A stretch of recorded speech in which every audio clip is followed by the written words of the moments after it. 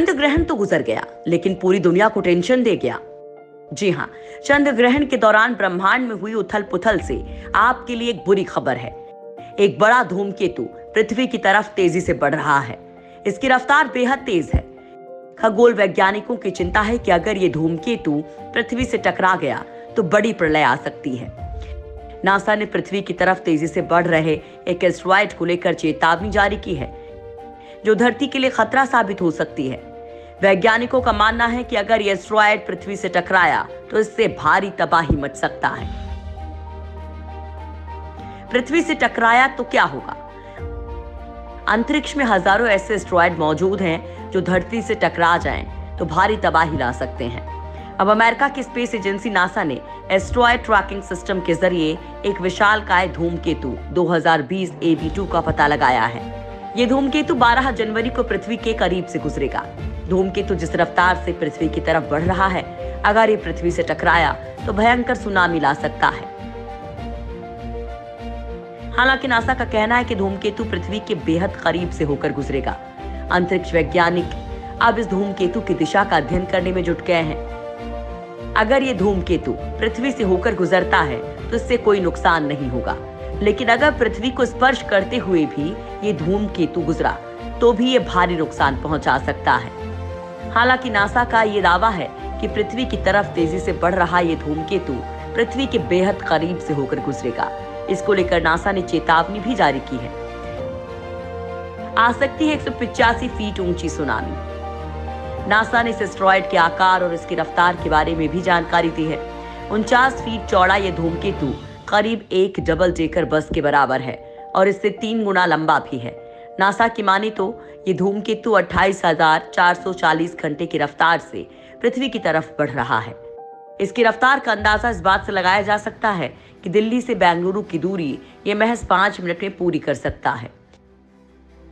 इस रफ्तार से टकराने वाला धूमकेतु 185 फीट ऊंची सुनामी ला सकता है। नासा के मुताबिक सामान्य स्थिति में ये पृथ्वी से 16,45,576 किलोमीटर की दूरी से गुजरेगा, लेकिन पृथ्वी की गुरुत्व प्रभाव में आने से ये पृथ्वी से टकरा सकता है। भविष्य में इससे भी बड़ा खतरा। वैज्ञानिकों का कहना है कि भविष्य में इससे भी बड़े आकार के एस्टेरॉयड के पृथ्वी से टकराने की संभावना से इनकार नहीं किया जा सकता। हालांकि इस एस्टेरॉयड के पृथ्वी से टकराने की संभावना बहुत कम है। नासा के मुताबिक हर साल 3 लाख में से सिर्फ एक अवसर ऐसा होता है जिसमें इसके टकराने की संभावना होती है। नासा को डर है कि जिस एस्टेरॉयड में पृथ्वी के किसी भी देश को तबाह करने की क्षमता है, वो अगले 120 सालों के भीतर यानी साल 2135 में टकरा सकता है।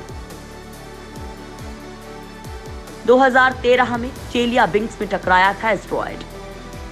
धूमकेतु या एस्टेरॉयड हमारे सोलर सिस्टम का ही हिस्सा होते हैं, जो पत्थर, धूल, बर्फ और गैस के टुकड़े होते हैं।